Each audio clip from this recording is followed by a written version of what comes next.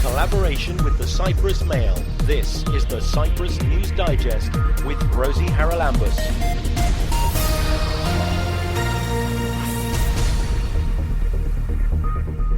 Coming up on this week's programme, will the sanctions against Russia and Vladimir Putin have the desired effect? Or is the world too reliant on Russian gas and oil? And what are the alternatives? Huge amount of investment going on hydrogen, as you know, green hydrogen, which they hope that eventually green hydrogen produced by using renewable power will be quite significant in terms of providing the energy needs the world will have. But that will take 10, 15, maybe even 20 years before it becomes commercially viable and comes out in big quantities. And we join demonstrators in central Nicosia demanding an end to the war in Ukraine. The problem is only from one side, that Russian army came to my land and start shoot the people, the kids, the women.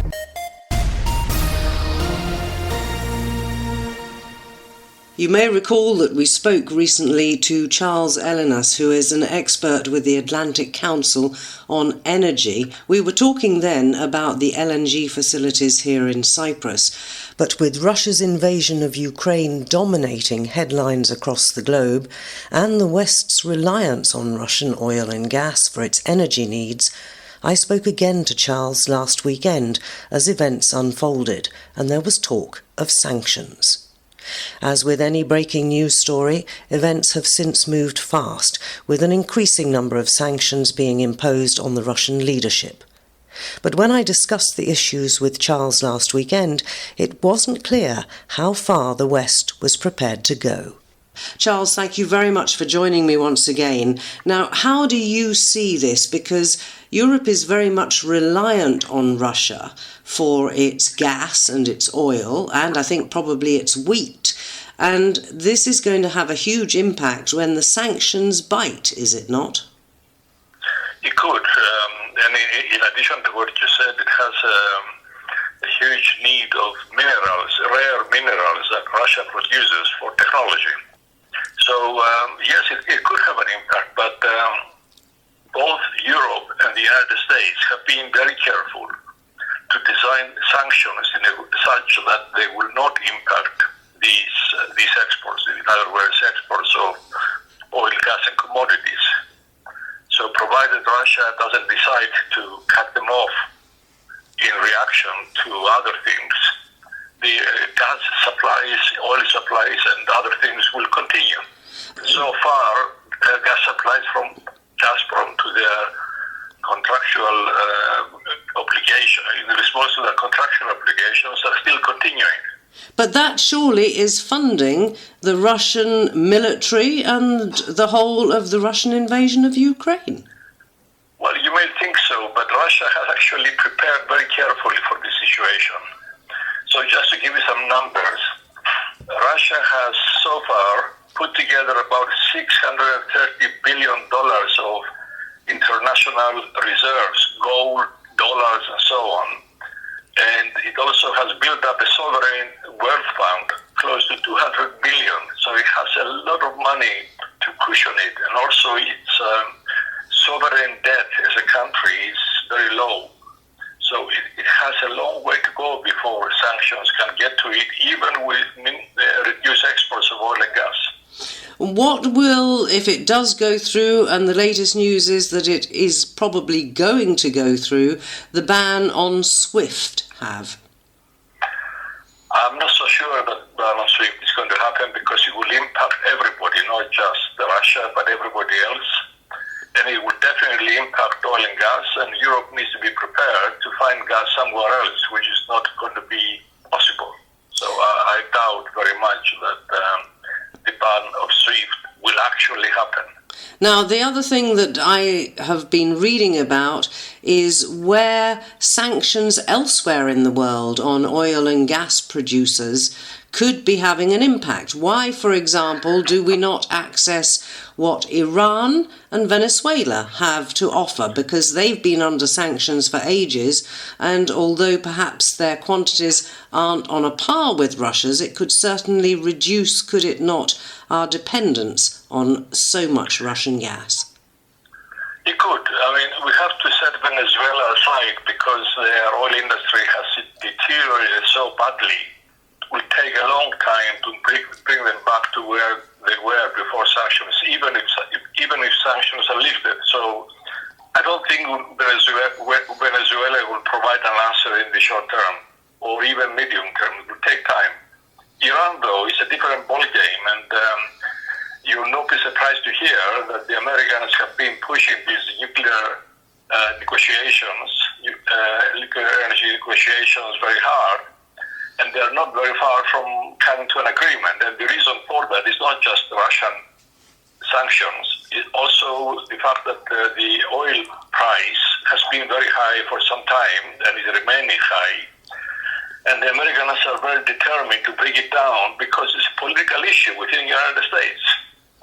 So I think there is a concerted effort to come to an agreement with Tehran on nuclear and open up Iranian exports of oil and a little bit of gas, but it's oil really, not gas.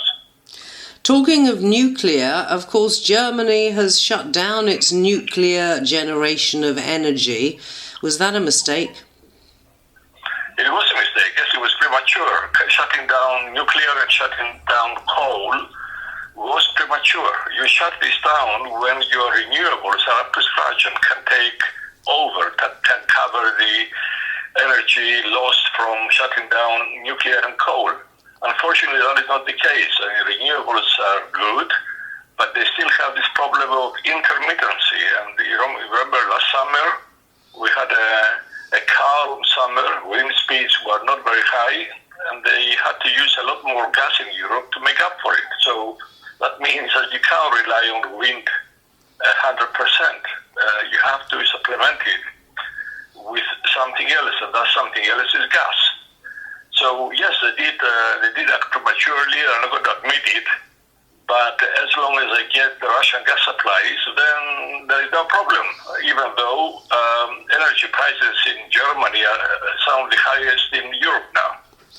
Do you think it's even remotely possible, because the shutting down of nuclear was obviously a political decision, particularly based on environmental concerns, that if push comes to shove, could they reactivate their reactors, or is it too late to do that? No, I think it's too late to do that, but they might not hasten the shutdown of the coal plants, so that will get the worst combination of all. So Europe now is using much more coal than gas, and the reason is because there's no option at the moment but to use something to make sure that the energy we need is there. So a lot more coal is used in Europe, and even Greece, I heard recently, even Greece is considering bringing, for the time being at least, lignite back. Lignite is a form of low energy coal, much dirtier than coal. So we're going backwards, it sounds to me. Yes, we are going backwards, and the reason is because of this, apart from the Russia-Ukraine situation, if you remember, we've had an energy crisis in the world, but also much more in Europe for some time now. In Europe, gas prices skyrocketed and oil prices are very high. As a result, electricity prices are very high. So we've had an energy crisis for a while now. So now, for example, in Europe, it's cheaper to burn coal to produce electricity, despite the fact that carbon allowances are about 100 euros per ton. It's very expensive.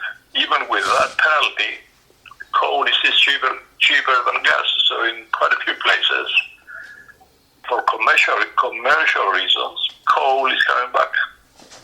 So it's not just coal, though, is it? Are we ignoring, for example, wave power? Are there more renewables that we could be putting to use here? Well, renewables like that, wave power is limited to a few parts of the world, not everywhere. It's not possible, and the quantities are not sufficient to make up for the kind of power needs the world has. Besides, it takes time to develop these projects, and the technology is still developing. So choices are very limited. I mean, there is a lot of work being done now, a huge amount of investment going on hydrogen, as you know, green hydrogen, which they hope that eventually green hydrogen produced by using renewable power will be quite significant in terms of providing the energy needs the world will have. But that will take 10, 15, maybe even 20 years before it becomes commercially viable and comes out in big quantities. So for the time being, we are locked into using wind energy, solar power, maybe bioenergy, biofuels, and a lot of oil and gas, and preferably no coal if we can. It does seem that we haven't thought this through and laid plans from way back when we were well aware that fossil fuels needed to be phased out. Totally agree with that. I think the environmentalists took over the agenda and drove these things too fast to the point where, as you said there at the beginning of the discussion, they forced countries to move away from nuclear and coal when renewables were not ready to take their place. I mean, not even electricity storage is up to scratch to deal with that. Electricity storage can be done for maybe hours or a day or two, cannot be done for months. So it cannot provide the answer, I'm afraid. No matter how much we love renewables and we want renewables to eventually come and clean energy to come at some stage, for the time being, the world needs something else which is flexible, which can cover the gaps when there is no sun and there is no wind, and that something is natural gas, preferably not coal, not oil, which are more polluting. And natural gas, of course, people are discovering it everywhere. We talked about this in terms of Cyprus EEZ, but is it still a possibility that where it's found it's going to be viable to take it and use it? It should be. I mean, if we around the ISMET adopt the right policies, we should be moving fast towards the implementation of renewables in combination with natural gas. So this gas that has been discovered in Cyprus EEZ should be developed for regional use. We should stop thinking about exports to markets that don't want it or cannot compete in these markets, and think about developing it together with renewables. But I'm afraid we are not making the right decisions. We are, with this, the project we discussed last time, the LNG import project, we might find ourselves locked into that project importing LNG and not developing our own. Is there an answer, Charles? We should rethink our whole energy. I mean, as far as Cyprus is concerned, is that we should rethink our whole energy policy. We should look in a different direction. We should look into maximizing renewables and developing our own gas. I mean, let me give you an example, Rosie. The price of gas in Europe right now is about $30 per million BTU, partly because of this Ukraine crisis. You know how much the Israelis and the Egyptians are paying for their gas? So the Israelis and the Egyptians are paying around $4 per million BTU as opposed to Europe paying $30. And the reason for that is because they develop their own resources and they have control over their gas needs. The companies operating in Israel and in Egypt make their profits out of these prices. So we could do the same, I think. We could have done the same. Can we still do the same? Of course I can still do the same. That's why I'm saying that, for example, now with the Euro-Asia interconnector receiving funding and hopefully becoming a reality, that will help the implementation of renewables to the extent that in Cyprus, as much as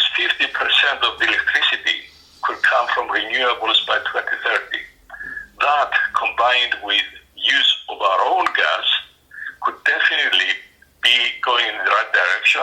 It's viable, it's possible, and it would definitely bring the cost of energy down.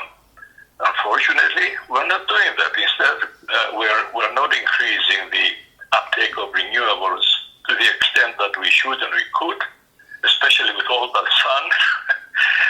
But we are putting our eggs in one basket, the import of LNG, that is becoming a nightmare. And because of that dependence on the import of LNG and having to repay all these loans that we'll be making to finish a project, we may be locked into that project for the next 10 years plus. And not to mention, of course, the fines that we pay to the EU for our carbon footprint or whatever. Let me come back to where we started, Charles, and this business with Russia and Ukraine.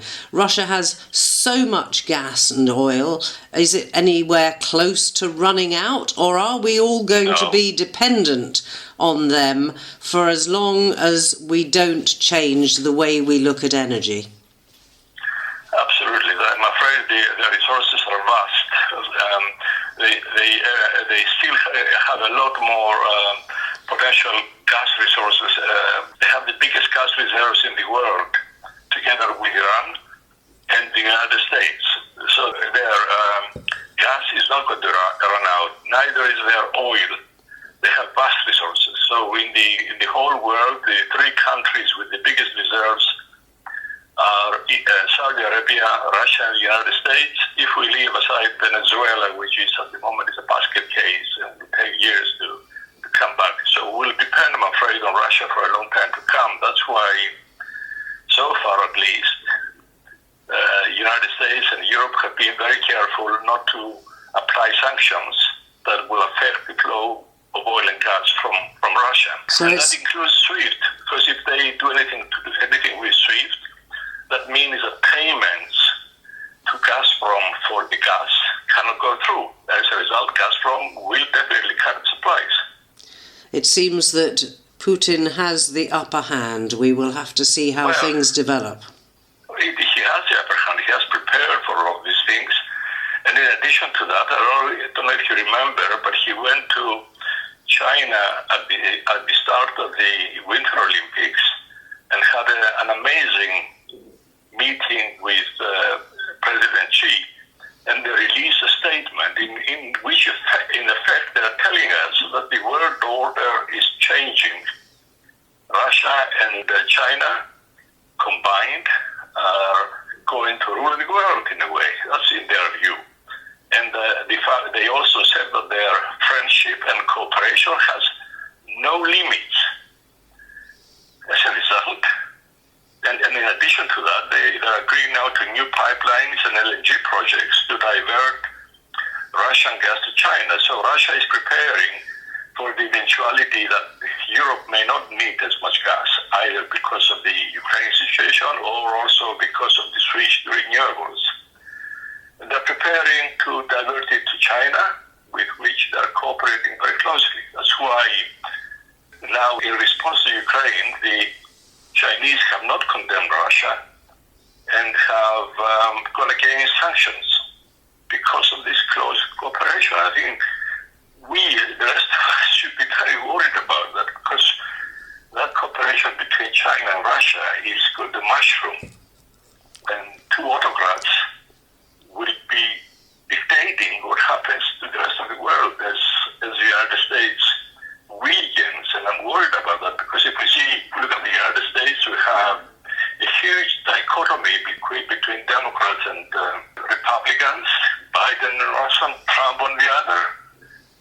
Where does the future take us? All right, but I have to be devil's advocate and say a lot of people listening to this would say that the West and its autocracies have been ruling the world for too long. There's another discussion to be had in the future. Yes. Charles, thank you so much for taking time to join us once again, and we just have to wait and watch and see what happens in Ukraine, and indeed the impact it has on the rest of the world and on each and every one of us. Thank you for joining me. Indeed we do. I hope it's resolved soon. Thank you. Keep up to date with events in Cyprus and around the world with the Cyprus News Digest. In collaboration with the Cyprus Mail, this is the Cyprus News Digest with Rosie Haralambous. The biggest achievement of Crime Stoppers has been the ability of the public to be able to give information about crime anonymously. There's no way I could have kept prostituting without the drugs. There's no way I could have had my body used like a public toilet, because that's actually what prostitution is. And then the fourth series I started 3 days after I'd won the Oscar, so the whole of the Monarch of the Glen experience was all interplatted with the Gosford Park Oscar experience. I was working with Ronnie James Dio, and David was going to reform Whitesnake in 2003. Cyprus was chosen because Cyprus is a stable, peaceful and secure place. We have to really look closely. What are we doing with children? What are we doing with adolescents? And what are we doing with adults that can help them move into a more literate situation? The ones that I'm proudest of are the ones that were true discoveries, where we found something we didn't know existed.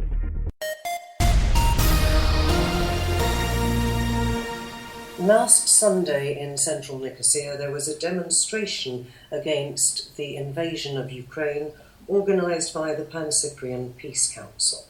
Now that's a branch of the World Peace Council, which you will recall was set up in the 50s by the Soviet Union.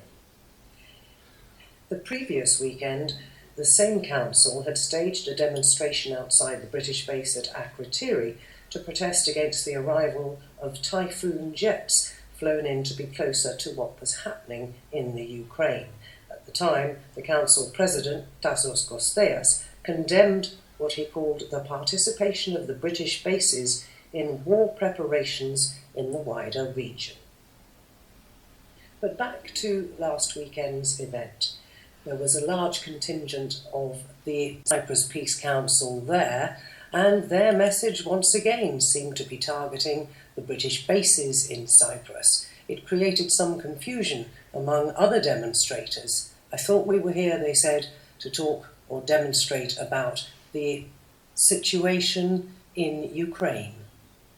Some of the demonstrators I spoke to were clearly a little bit bemused by the mixed messages that were being shown by the various different groups. And one also commented that, of course, Communist Akel from Cyprus, one of the biggest political parties here, was very much in evidence and probably behind the Peace Council. Hi, can I ask why you're here? Are you from Ukraine? Yes, we are from Ukraine. And your feelings today? Which feeling? Actually, from all the what is going on, we don't have any feeling. We have a shock. Do you have friends and family in Ukraine? Yes, all the friends. That's why we are here. And have you heard from them? Are they okay? Yes, they are okay, but they cannot move from city nowhere and without lights, without anything. And come aeroplanes from Russia and put the bombs, everything. Right, you have heard, I think, that the latest news is that a delegation from Ukraine and from Russia is going to meet on the Belarusian border. What do you think about that? I think that we will not lose our position and we will fight till the end. We will resist. We are resisting now and we will win. Just believe in us. But are you happy that there's a possibility of some sort of delegation that may bring peace? When the war is ended, in the center of Moscow. When the speeches started, there was outrage among some of the Ukrainian demonstrators present at the continuous mention of NATO, blaming them rather than Vladimir Putin. They got louder and louder, trying to drown out the speaker from the Peace Council, and appeared to be very angry indeed. Once again, mixed messages diluting what was supposed to be a unifying demonstration against aggression and war. There were also Russians in the crowd, and I asked one of them why she was there. Because of the imperial ambitions of the crazy old man who's sitting in Kremlin.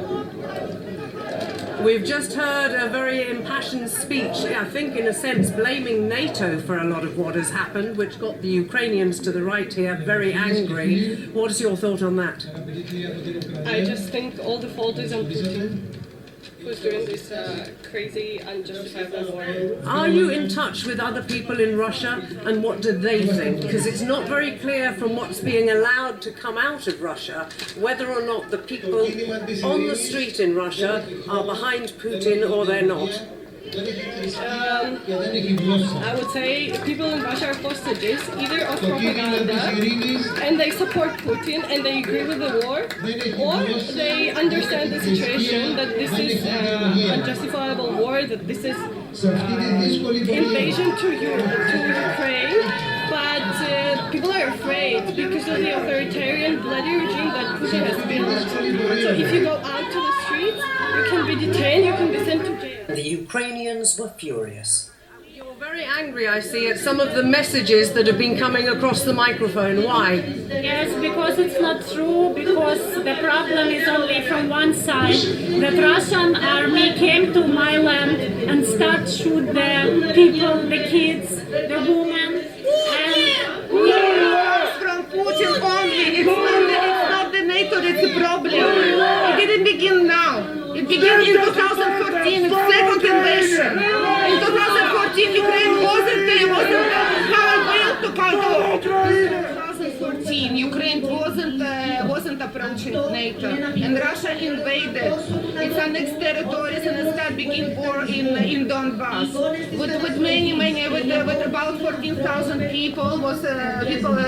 People's lives were lost. Okay, this is the second invasion. They're saying that NATO is involved. No, only Putin is involved. Only Russia, not NATO.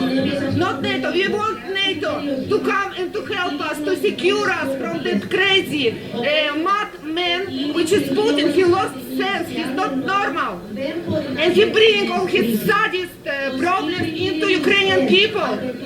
So that was at Eleftheria Square in central Nicosia last Sunday. It's perhaps worth noting that a little later in the week, at a demonstration organised by the Ukrainian community in Cyprus outside the Russian embassy, the Pan-Cyprian Peace Council was nowhere to be seen.